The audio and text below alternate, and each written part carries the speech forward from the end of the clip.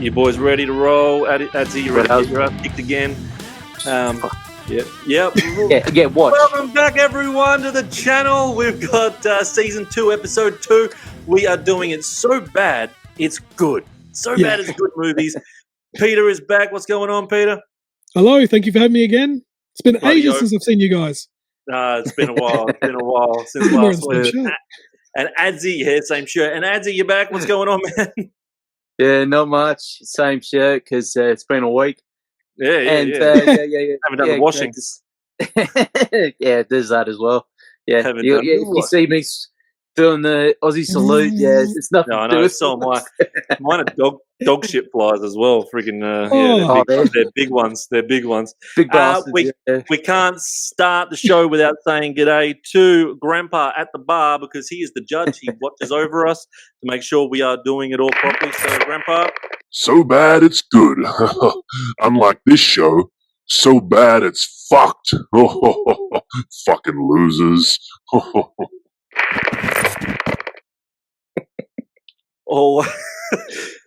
Always nice to have Grandpa be so nice to us. So we have rules. So bad it's good. These are bad movies that we all love, but when you watch them back, you go, "Fuck, this is bad." But then you end up buying it because it's fucking so good. But then it really is bad. But you watch it again because it's good. Totally. It makes sense. It makes sense. We got the rules. Zombie race for first pick. Who can pick the best box set? It's the best box set. What you would buy. Viewers, you vote best box set in the poll in the community section on YouTube. And we don't tally up the votes until the very last finale of Season 2. We're only doing 15 episodes each season now instead of like 30 for the first one. Just so we can get more winners and more fun. It's just more fun. But we got to do the zombie race to start off with, and don't worry, Adsey didn't get Marshmallow Man this time. Is that Hannibal Lecter? That's Hannibal Lecter. It is, Mummy and Wolfman. We're just talking about the Wolfman. We didn't get Wolfman. All right, 10 seconds. Let's go. Mummy. How slow. Look how slow Peter is. Pete's off the screen. It's off. He's found some flesh. Go. Yummy. Did Adsey beat me there? I think Adsey beat me. Yeah. It's pretty close. Mummy's in front. You cannot explain that race whatsoever. That's just so random. That was, that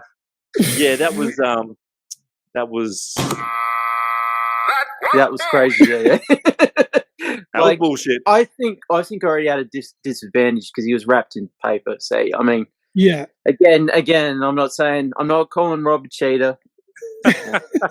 I'm just saying, You're not saying he cheated, but it was definitely rigged. Pete, you're first, man. Oh, the pressure. So can I just clarify, with my choosing of It's So Bad, It's Good, I've based the movies that I speak about, all of them are going to be based on Rotten Tomatoes, critics and audiences saying they suck, and I think they rock. So that's how I've picked these movies, basically. I think they're bloody awesome. Some people think they suck, etc. 100%. And a lot of people will love them. There's a lot of movies that I love and other people hate, and when you look at the freaking way it's filmed, you're like, fucking, that's budget as shit. And I'm like, well, I think it's good. There's a big cult following. There's some movies that are cult followings, but that's fine. 100%. And there's some movies you're like, that cannot. There's some movies you're like, that cannot be rotten. That is worthy of owning. That is worthy of showing to your family and friends. Totally. So that's the way I picked my films tonight, just to give you the heads up. I like it. Nah, sweat. Hell yeah. Well, this one totally blew my mind. I saw it in cinemas as a young teenager back in 1996. It's an action film. John Travolta is not singing and dancing in this one, but fellas, Broken Arrow, according to Rotten Tomatoes, this is a feral film. If I can say it, suck it. I think this is one of John Woo's best films. I know everyone at home, you think Face Off's the best. I'm a horrible guest. For me, right, just for me, so calm down, right? Broken Arrow is an absolute rip snorter. Whether the performances aren't that good, maybe not, but the action sequences are tremendous. Christian Slater, John Travolta, the dialogue's corny, but damn, it's so quotable, ain't it cool? The train sequences at the end are really good, and this film score, you name it. Like, I just, seeing this in the cinema as a kid just blew my mind. how did they make those things explode? How did they make the helicopter crash? Whatever. Like, just what a popcorn film. So people hate it. Screw you. I dig it. It's one of my all-time favorite popcorn film, Broken Arrow. Hell yeah. I haven't seen it for ages Love it. because, like you say, it's one of those ones that a lot of people hate, and it's not his best movies. You know what I mean? Yes. It's not one of his best movies by Rotten Tomatoes or whatever. I fucking hate Rotten Tomatoes. Never heard of him. Rotten Tomatoes. How you going? Don't sponsor us. Yeah, don't sponsor us. I am IMDb scores Yeah. for me. But I agree with you. Just Good fun. choice. Like, Yes. fun. I mean, Broken Arrow, I mean, I saw it at the movies too, and it's one of the funnest films of the 90s for me. I mean, Totally.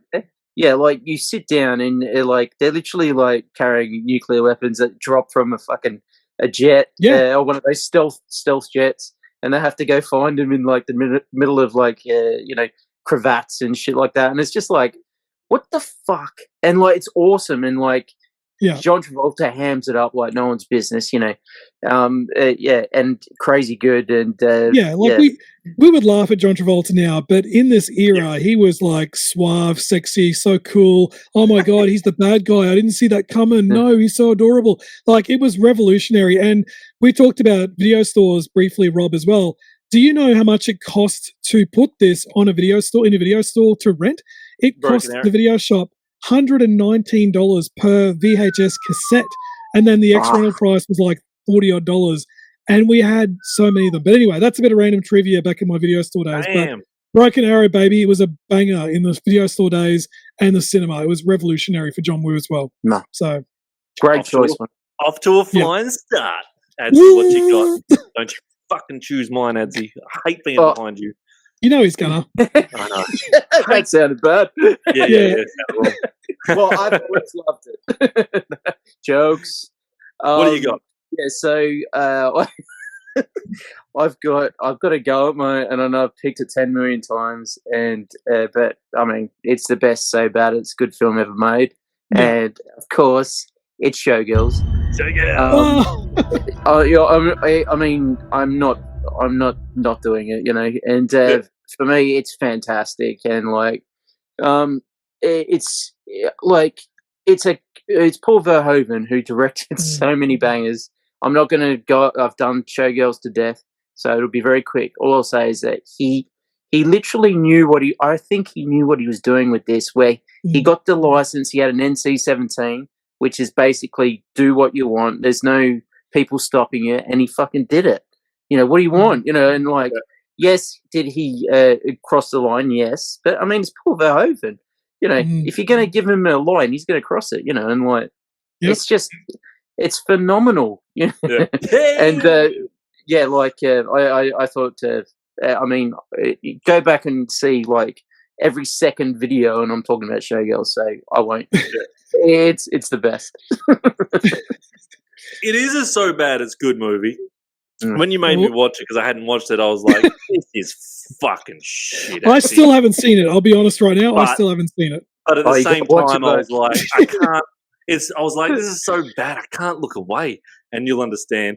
But there's some bits in it where I'm just like, it's one of those films. Like, I feel like I've seen it. I feel like I know enough, but I haven't seen it. So like, everyone has talked about it. Everyone, like, So it's just one of those films. Used to get played on TV. When I watched it finally after Adsey was raving about it when we did a review on it, I was like, how did this used to be on normal television all the time? They must have cut so much out of it. I don't know. The TVs were smaller back then, bro. They didn't care. They were on 34 meters, True. No, they cut the shit out of it. Like, there's a line in it. Rob, do you want to say the line Robert Darby gives? Yeah, I won't. Yeah. All right. So there's a line in it where I can't believe I'm going to say this. It must. He says to Elizabeth Berkley after she's quit being a stripper and ends up being a showgirl in Las Vegas. He's the head of the strippers. He's kind of like the lead guy who controls all the strippers. And he comes to see her, and he's proud of her. And he does this lovely line where he's like, real proud of you, kid. And then he starts walking off, and he turns around and he goes, it must feel strange not to have anyone come on you. And after he's given this beautiful, like, moving speech about, "We miss you, kid. I hope you come back one day." And as he's walking off, that's the last thing you hear, and it's the most hilarious thing ever, right? And like, it sounds completely disgusting, which it is, but that's why it's hilarious. See, that would be removed. That would be removed in the TV version that Rob saw. It was, no. That wouldn't have been. That wouldn't have been on there. That wouldn't have been on there. I've seen the TV cut, and it's completely like the TV cut would be. The TV cut would be. I hope you don't get like spilt on you. That's It's fucking stupid. It's literally like, if you're gonna watch Showgirls, why the fuck are you watching this fucking version? Why were they always putting it on telly? It was always on a Sunday night as well. They always played it. I didn't get it. Probably because there was you're supposed to be asleep. In it. Yeah, I wasn't asleep. I was fucking flicking through it. I was flicking through SBS. All right. So was with your grandpa. Fuck, looking for stuff. I don't know what they were fucking talking about or what the movies were about, but I was always looking for SBS. First, I've got 2 in a row here. I'm stoked. Come on, Rob. I'm good. This is bad. I made Adsey watch this for a review. 1987, Dolph Lundgren. We're going Masters of the Universe. Fucking bastard. He-Man. This is pretty damn bad. It's pretty damn bad, but I always go back and bloody watch it. Yeah. And then when we watch it again, we go, fuck, they could have done it so much better. Why did He-Man and all them have to come to real Earth and run around? People would have been looking and going, why is this guy running around in his jocks? Like, what the hell? No one's looking at him twice while he's friggin', you got these other monsters and all that. Skeletor looked average. Yeah. But it still was awesome to me. I loved it. Courtney Cox was in it too. Very young. Courtney Cox. Very young. It's very, very bad. I absolutely hated that. What was his name? That little ginger freaking troll. The little fella. Yeah. Gwildor. I just want, like I said in the review, I wanted to kick him out the fucking window. He's that fucking irritating little shit. And it's known on IMDb, I believe, that Dolph Lundgren did not enjoy the film. But, it's funny how he did Masters of the Universe and The Punisher. Like, he's well known for 2 iconic superheroes. And, that one, mate. Yeah, definitely in that category, 100%. It's definitely one that everyone goes, that was shit, and then they buy it and watch it, and then they go, that was shit, and then they watch it again off the shelf. Box set's back there. There you go. You got the next umbrella. I'll be honest. I have watched it again since we watched it. I gave that scathing review because there's something in it where I love this genre of film, and I didn't realize at the time that's what I was watching. And when I watched it, I gave because I'd watched it the morning of the review. Yes. And Rob knows this, and I absolutely tore it to shreds. But when I watched it again because I was like, "Why do you want to watch this shit again?" And I watched it again, and I thought it was fun as So there you go. So there's something where you watch it and you're like, and it's absolutely like the definition of so bad it's good. Yeah. It really is. My next one. If you haven't seen it, which you probably haven't, you can watch it on Tubi. Tubi. The next one is from 2006. It's a trauma film. It's Poultrygeist, Night of the Chicken Dead. What? Chicken Dead? Poultrygeist. Say it again. Poultrygeist. So instead of Poultrygeist, Poultrygeist. So chicken. Night of the Chicken Dead. They build a. This is so bad. It's so fucking funny. I love this movie. It gets actually. It's really bad, but it's so good. They build a fried chicken place on an Indian burial ground, and the chickens and this hillbilly guy. He kind of fornicates with a chicken carcass as well. But anyway, and then everyone starts turning into zombie chickens. It is probably some of the craziest shit I've ever seen. You know trauma films. When the chickens, you watched it, didn't you, Adsey? Yeah, I watched 10 minutes of it, and I couldn't even put up with it. But I think you've got balls picking this, but go to the scene where they're in the kitchen and they're killing everyone in the kitchen, and the chicken rips out someone's nuts, and he puts them in the basket, and he puts them in the deep fryer, and he's standing there going, while he's waiting for the fucking testicles to freaking deep fry. And then this other chicken gets this guy's face and puts it on the fucking ham slicer, and he's going slicing fucking bits of his face off. You can understand why I asked you to repeat the title, because I clearly am not aware of this film. Mental. I am. You got to go on Tubi and watch it. It's so stupid and funny. Watch it again, Adsey. Watch it all the way through, please. It just gets better. Commit. It gets better. It really does. I could give you spoilers, but if you're not going to watch it, are you going to watch it? Nah. I tried to, and I won't. It was just too silly. How do you think they get rid of the friggin' zombies coming towards the chicken den place? They just turn the fucking sign that says closed. And at the end, they do a fucking zombie chicken dance thriller. They do Thriller, right. And all the zombies are dancing fucking to Thriller. Anyway, it's so bad, it's good. It's in my box. Yeah. Buy it now. What do you got, Adsey and Rob talking about Tubi films? We talk about this one again. You could do a whole podcast about Tubi stuff, man. Tubi's glorious. That was one of the funnest videos I've ever done. So if you haven't seen that one, go check it out. It's so much fun. But I love that. That is so random. How it's very random. When I found it, it's random. What do you got, Adsey? What do you got? I'm not going to be able to beat that one, that's for sure. No. I've got Tommy Wiseau, The Room. Have to put it up there. Nah. What's the name of that? Where's your spoon, Adsey? Yeah. You're tearing me apart, Lisa. You're tearing me apart. With this one, right? This was probably my first.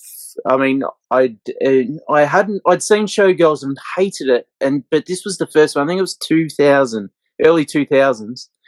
This came out where I finally understood, because I was about 20.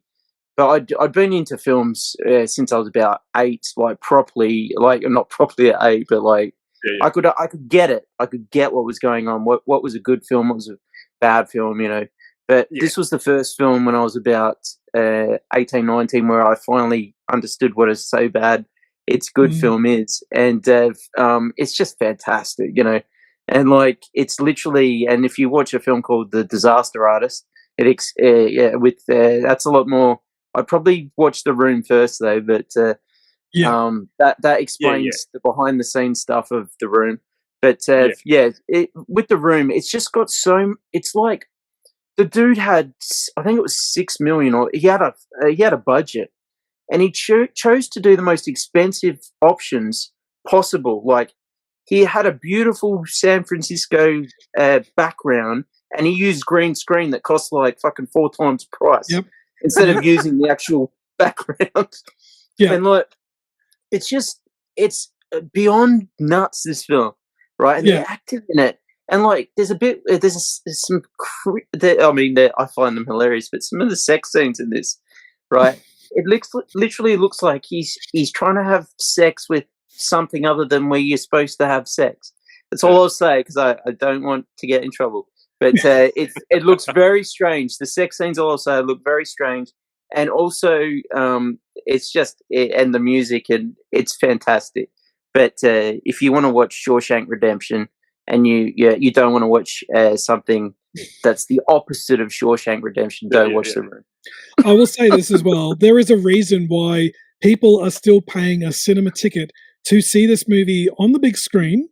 You know, even though it's a terrible film, like you just said, Adsey, you nailed it on the head, but the creation of this film, it's history. Like, you know, there are people at uni learning about this movie right now, how it was made, the ridiculousness of it, but it has made money, and Big Shark is also now available in select cinemas, his next film, which apparently is just as bad. I haven't seen it. Yeah. I can't wait. Yeah. But yeah, man, like, it's phenomenal. It's insane. Nice, mate. Yeah. Nice choice. Thanks, boys. What do you got? My turn now, is it? Yeah, man. What do you got? You got 2 in a row as well. 2. Well, I better hang on. I'll suck in the stomach, get the chest out for this one. 2006, there was a movie called The Marine. I love this movie. John Cena. Now, I watched it once and I thought to myself, that is crap. That is horrible. The acting, who's this John Cena idiot? Get him off here. And Robert Patrick, the villain, he clearly knows what this is because he's always just being silly. But I must admit, I have to really confess, it pulled me back in to rewatch it and I just laugh. And, it makes me want to lift weights while I'm watching it. Fair enough. But there are some banger gags here. They're terrible. My favorite is when they're chasing John Cena and one of the bad guys go, this guy's like the Terminator. And Robert Patrick's like in the revision mirror. Like, honestly, like this movie, it knows what it is. And there's actually some incredible action. I think there's some great wrestling moves. I have so much fun with this. It's like Predator level manliness, but stupidness. Look, I find this to be really guilty, and I have no problem saying it. The Marine, 2006, so fun, so hilarious. 100%. I agree with you. I did a review on it, and my rating from when I first saw it has totally changed from like 3 to 6 now. Because if you look at this, 2006, I reckon this is what brought action back. This, even though it was kind of lame and all that, this is what, because we missed out in the first part of 2000 of all these Sylvester Stallone, Arnold Schwarzenegger style action movies. They all went away. They all slowly disappeared. Like, I'm talking cheesy action films. And then they all come back, and I reckon it was because of the Marine. John Cena actually did, you can see the featurettes, he actually did train with the Marines. He didn't want to fob it off. He didn't want to fake it.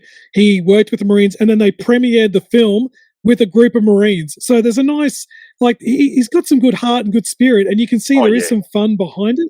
And there's also some terrible, corny, like when he is first dismissed, no longer Marine, and John Cena's like, sir, I don't know what else I'm going to do.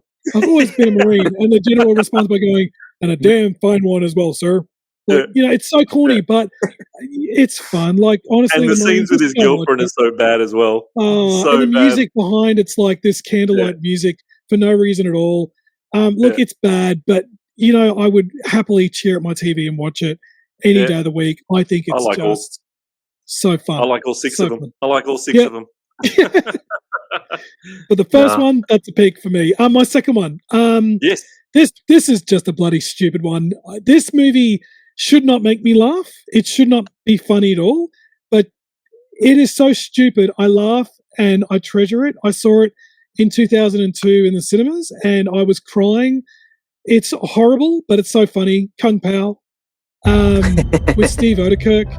Where else can you watch a movie where they actually got real footage and then inserted themselves to interact with original actors? Where else can you see a kung fu fight with a bloody CGI cow that squirts milk? Where the villain is called Betty. Like it is really bad. I'll just say it. But I think it's a very clever film. I think it was very good for its time. And I think even to this day, there's no film like it. Kung Pao just makes me laugh. The dubbing is really hilarious. You have female characters that say, wee, wee, wee. And it's funny. Like, I just think it's great. There's a girl here with one bosom. I don't know why, but she's there. It's hilarious. Kung Pao. Give that one a go from 2002. Good luck trying to find it on physical media. It's only available on VHS and DVD. It's owned by Fox and Disney. Good luck. But yes, and Steve Oedekerk still does similar comedy kind of sketches, but he uses thumbs with faces on them. So he's done like Thumbtanic, Thumb Wars. Like, I just think it's very funny. So Kung Pao, that's my third. The Blair Thumb Project. I remember when that came out. The God Thumb. Just fun. Just stupid fun. Yeah. Kung Pao. Good pick. Good pick. Nice, buddy. I like it. What do you got, Adsey? Oh, I got an absolute banger. So this one, it's in all the lists, but I mean, I think it's fantastic either way. I've always thought it was fantastic, but I always thought it was cheesy as hell. But I think it's grown on the Rotten Tomatoes score. I haven't checked. I don't give a fuck about Rotten Tomatoes, to be honest.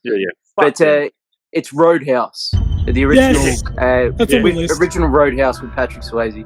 Yeah, and I mean, it is hilarious, the whole situation with the just be nice, you know. Yeah, until it's time not to be nice. And just the whole movie. I mean, like you got.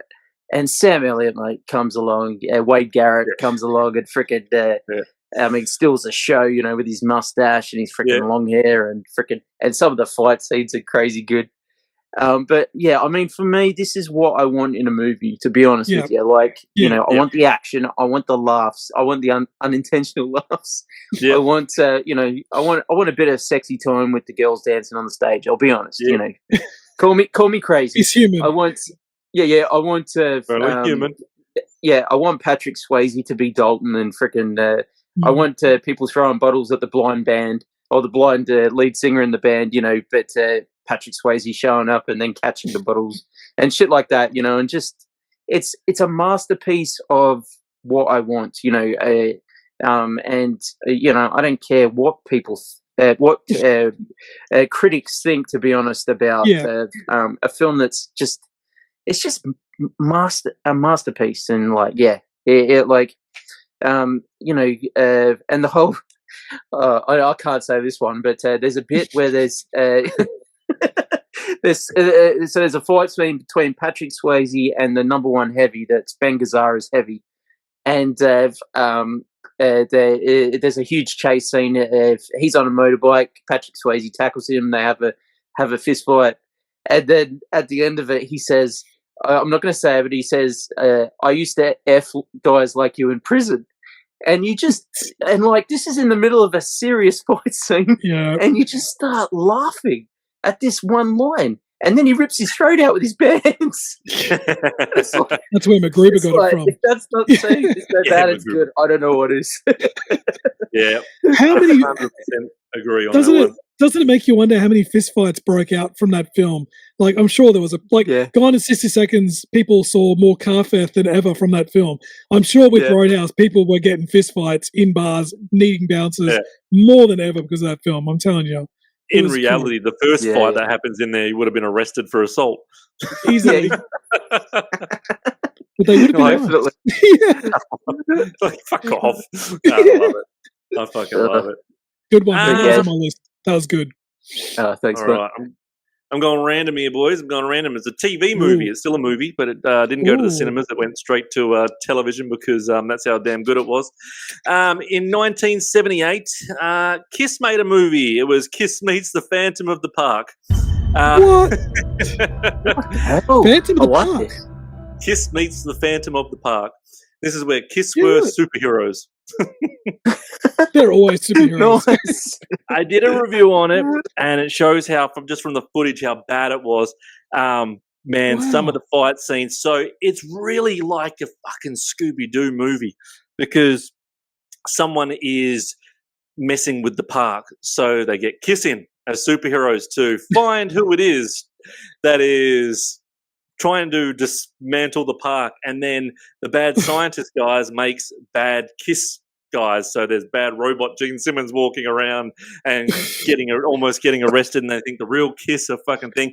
Then there's these white furry things that look like they're from freaking Star Wars that Kiss are fighting at one stage, and a few scenes in it you can tell it's not Ace Frehley, it's a black guy with freaking makeup on because Ace didn't turn up to do the filming, so they got to stand in for him. It's all on documentaries. They got to stand in for him, and you can tell it's a freaking African American guy because when his sleeves go up you can see his skin and everything.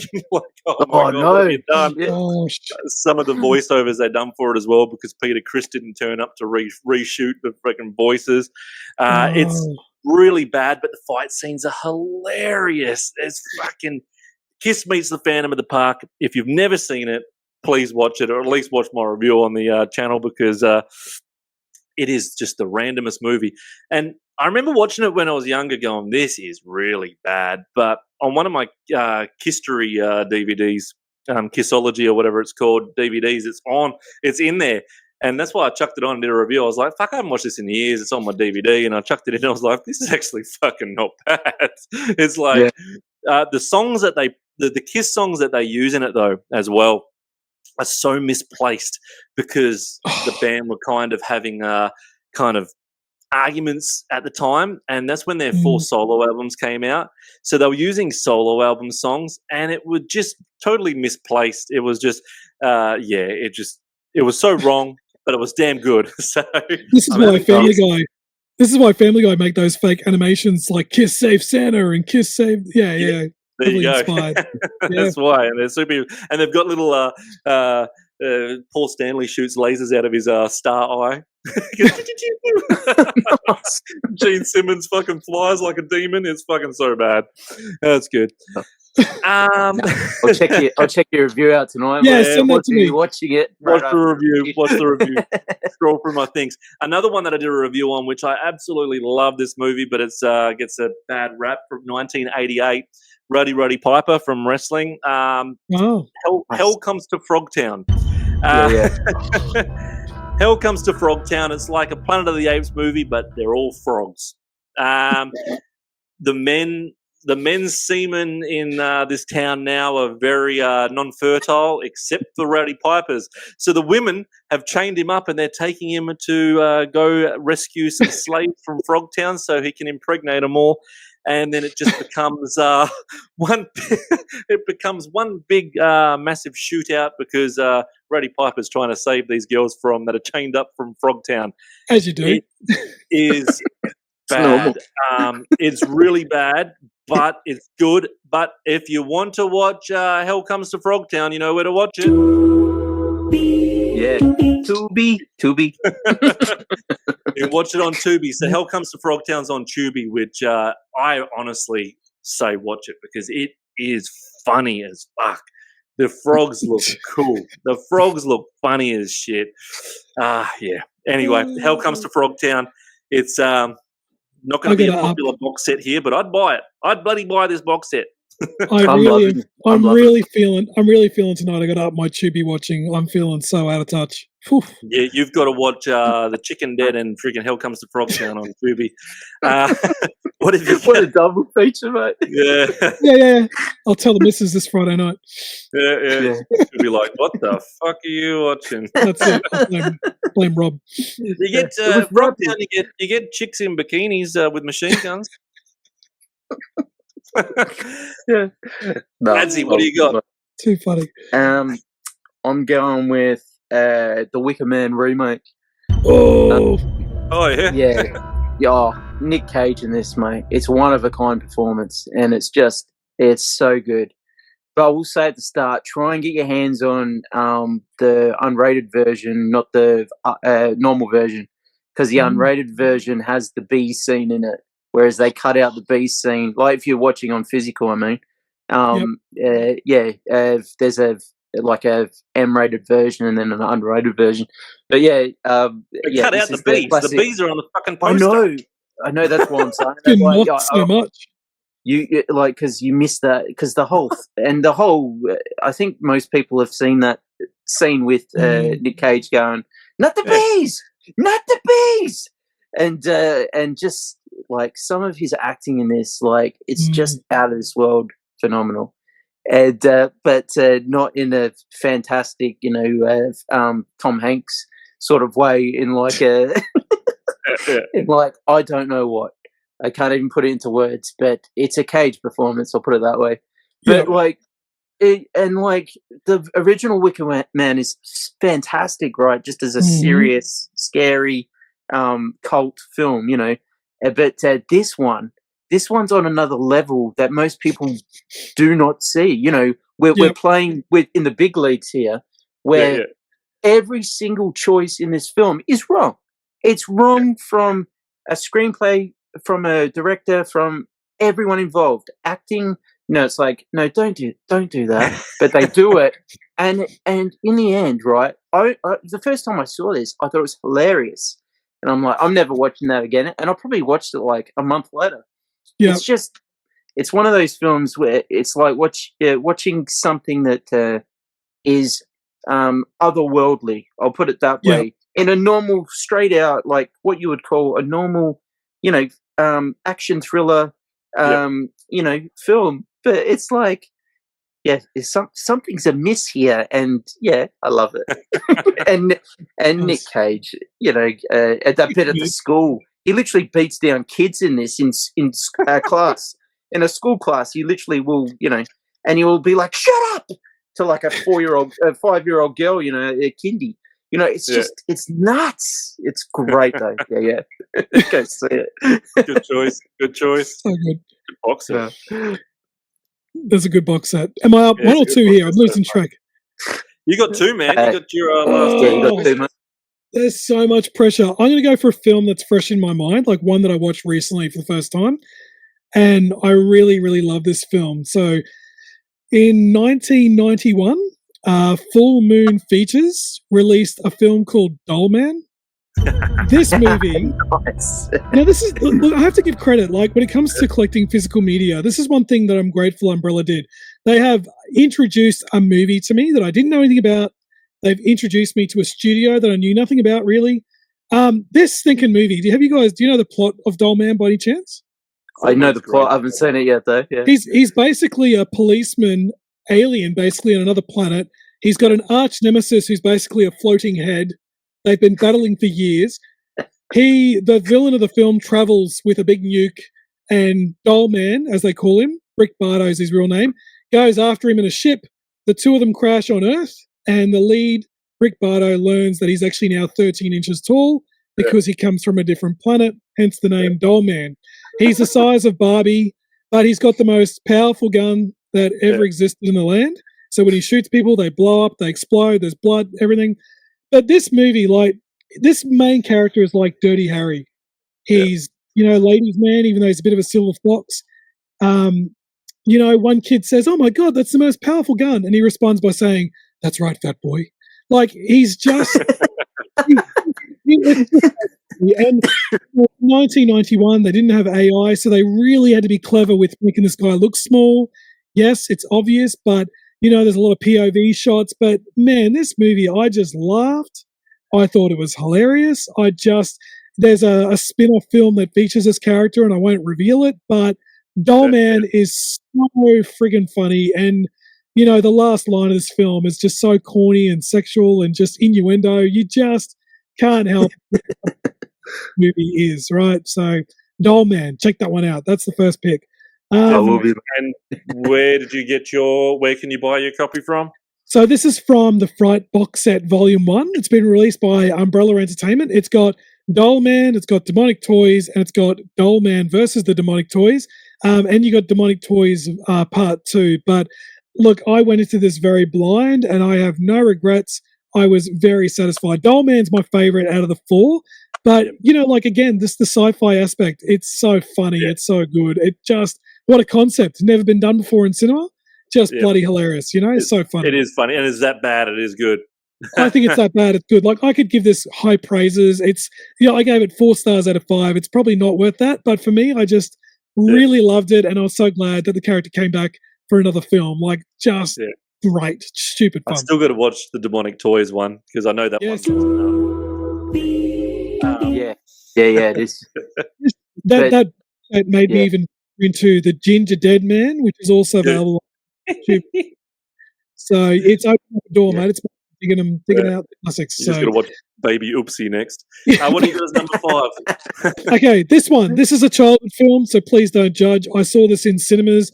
I was playing the arcade game, popping 20-cent pieces when I was in primary school.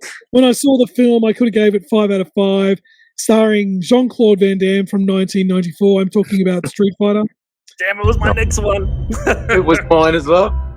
Let's be realistic, right? Let's be really realistic. Nobody looks like the bloody video games characters here. Nah. Like, Ryu doesn't look like Ryu. Ken does not look like Ken.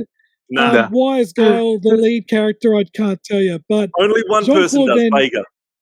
Yes. Yeah, he does. Yeah. But then he leaves his mask on for 2 minutes, and you're like, He doesn't really speak either, Vega. Watch his lips. He barely speaks. He puts his mask on. He's like, "Where were we?" It's like, what? Did he speak? And Raul Julia's I think Raul Julia's probably good. He's amped up as he was with Gomez, but Jean-Claude Van Damme's lines of dialogue, I mean, we can't find the villain, and he's like, he is probably just hiding somewhere, and the jokes are just so corny with Van Damme, and his speeches, who wants to come with me? Like, It's awful. He busts in with a tank. You're all under arrest. Like it's terrible. This movie's so bloody awful. I acknowledge it, but there's something about growing up with the arcade, watching the film for the first time, and again, behind the scenes, Jean-Claude was pretty coked up on this film and hanging out with Minogue a little too often. And it was done at Warner Brothers Studio here in Queensland. So for me, I have a bit of a love for this film, but geez, it is awful. It's horrendous. But Van Damme is just so funny. But we all own it. Especially when he takes Bison. It's like, "Are you man enough to fight me, Bison?" It's just, it's awful. I quote it all day long. It's so bad. So that's my dirty pleasure. I'm embarrassed. I'll leave now. So I'm sorry. Don't even be embarrassed. I think it's fucking great. I love it. It is a guilty pleasure, that movie. It's a big one, that one. Oh. So, but a childhood classic, like I said, like little kid, greatest film ever. But now I'm older. I'm like, geez, man, I'm embarrassed. So classic. Good choice. Good choice, man. That was my next one. Damn it. Yeah. I mean, I think Street Fighter's fantastic, and it's like I saw it. I told the story. Yeah, saw it at the cinemas, and I mean, it's just like as a child, and even as a child, you're like, what the fuck? But it's brilliant. Did you as a kid go? Did you as a kid go, what character's Kylie Minogue? I don't remember. what there's like there's also like Easter eggs. Like there's a scene where everyone's walking around the camp all tough, and you hear this guy in the radio, like on the radio background. How do you fool a Bison stormtrooper? Throw the grenade and pull the pin. Like there's these jokes, these bad jokes about pick the grenade up and throw it back at him. It's like, what the flip is this movie? Like, is it made for 6-year-olds or is it made for grown-ups? Like there is some. That's right. It's bad, man. Like honestly, terrible. It is. GIF. Last one, Adsey. What are you gonna steal from me? Yeah, I gotta go some M Night in this bad boy, and I'm going with The Happening. For me, one of the greatest Mark Wahlberg films of all time. No. But holy crap, this is fun. I got the Blu-ray just because I hadn't seen it since it came out, and I just disowned it, sort of thing. But I got the Blu-ray in a JB sale for like $4, right? And I've watched it probably as a bargain. 2 or 3 times. Yeah. That's it's still too expensive. But when you watch this again, right, and you know what it is, right? It's just. Oh, it's an absolute ball, and like John Leguizamo, like he's as horrible, and Zoe Deschanel. I mean, what is going on with the acting? It's like M. Night wanted to make a bad film, but I mean, and if he did, kudos to him, because it literally. But I don't think he did. I think that because it was his first in America R-rated film, because there's plenty of gore in it, but. But like the acting in it, and like the storyline where it all comes down to the trees and shit, like, and the bees, like it's nuts as fuck, But, I mean, like, and it had a shit ton of money in it as well, because he'd done freaking he'd done Sixth Sense, Unbreakable, and Signs, right? Yep. And it's his number 4th film, and it's incredible, but not in that way. Like, there are kids that are getting killed in this movie. There are people laying flat in front of lawnmowers getting brutally chopped up. It's an insane film. But I think the thing with this movie is it's Mark Wahlberg is really so, like, he's on 11. No, guys, no. Why is there a radio in the middle of in the farm? Like, just happens to work? Get the hell out. Like, it is a mental. I saw it in cinemas, and I was just like, the whole time I was like, and I think he was inspired by Hitchcock, but it just doesn't work. It just doesn't land. And tell me the ending. There's different variations on that as well. Like, but people joke about Mark Wahlberg's. No, gosh, what's with the bees? Like, oh my God, stop! No, God. There's so much of it. But yeah, it's a mental film, insane film. And that bit where he's in the grass, and they have the whole, and he pans the shot around. It's this elongated shot, right? And then it ends up with a close up of Mark, and Mark's like, you can tell he hasn't had any direction, and he's just sitting there going, okay, like he literally goes, okay, and then turns around. And it's like, what the fuck was that shot? You know, it's like one shot of him going around and then coming back to him, and it's like, and he's like, okay, and it's like, he's looking for the hot dog guy. He's looking for that hot dog guy to eat some hot dogs again, I think. Oh, that hot dog guy, mate. Holy shit. You know, let's go with this one, mate. Yeah. Like, I will watch it as much as I watch Sixth Sense, Signs, Unbreakable. It's the, again, definition. It was so bad. It's great. Yeah. Good idea. Just the results, you're like, damn. Poor. And I love M. Night. He's one of my favorite directors, but that one I just, you know, I feel bad for him because he really gave it a crack. Obviously inspired by Hitchcock, you know, to really push the limits and the boundaries and yeah. Nah. Yeah. But that's my 5. Yeah. Good choice. Good choice. My last one's fucked. My last one's random. My box set's pretty fucking crazy anyway. So all budget movies. So let's stick with the budget movies. I'm chucking in a George Clooney movie. All right. Ooh. That you might not have seen. From 1988, we've got The Return of the Killer Tomatoes. I haven't seen this. Yeah. No, same. This Tubi? is... No, it's not on Tubi. It's not on Tubi, this one. Oh, Tubi. Nah, this one's... I've seen this one so many times on VHS. Professor Gangrene, he's developed a way to make tomatoes look human for a second invasion. So the invasion happens again. So we don't just have tomatoes rolling around the ground this time. He's turning tomatoes into big army freaking people. And but he turns one into this hot chick, and the pizza guy sides with her, and they're trying to stop Professor Gangrene. And there is one tomato. There's one tomato that rolls around. I think they call him Fuzzy or something like that. And he goes, that's how he fucking talks. This one, and he becomes their pet. He becomes their fucking pet tomato. George Clooney's in it as well. He's fucking one of the ones that's trying to stop Professor Gangrene. It is the most fucking weirdest movie I've ever seen. But I fucking loved it. I loved it. The first one I didn't like. The first one was shit. But this one, for some reason, I just fucking loved everything about it. It was just so budget. It was good. So random. There was some real random bits where they all, I think it was near the end, where it doesn't even make sense. George Clooney says something at the end, and then they all run to the beach, and then it's like, and then they're all fucking dancing to this fucking thing. And I'm like, what the fuck is going on? And like, that's near the end, and then it's got nothing to do with the movie, and it's just them celebrating that they killed all the tomatoes, except the tomato chick. She survives, but and Little Fuzzy. But there you go, Attack of the Killer Tomatoes. It's so bad. Random. It's good. Yeah, that's what we're talking about. That's what we're talking about. That's what we're talking about. So our lists, I'll chuck them up on the screen. Pete's got Broken Arrow, The Marine, Kung Pao, Dollman, number 1, and Street Fighter. Damn good box set there. I'd buy that one. That's a fun game. Adsey's got Showgirls, The Room, Roadhouse, Wicker Man, The Happening. That's a banger freaking. That's a banger freaking box set there as well. So I'd definitely buy that one. This one is in the Reject Shop, my one, in Red Dot stores. You can buy this in Red Dot. You can buy mine in Red Dot. It's got Masters of the Universe, Poultrygeist, The Night of the Living Chicken Dead, Kiss Meets the Phantom at the Park, Hell Comes to Frogtown, and Return of the Killer Tomatoes. Well, is that just so bad as good? You know what? There is someone in their undies right now yelling at the TV saying they didn't say Samurai Cop from 1991. Yeah. That's another banger that slipped.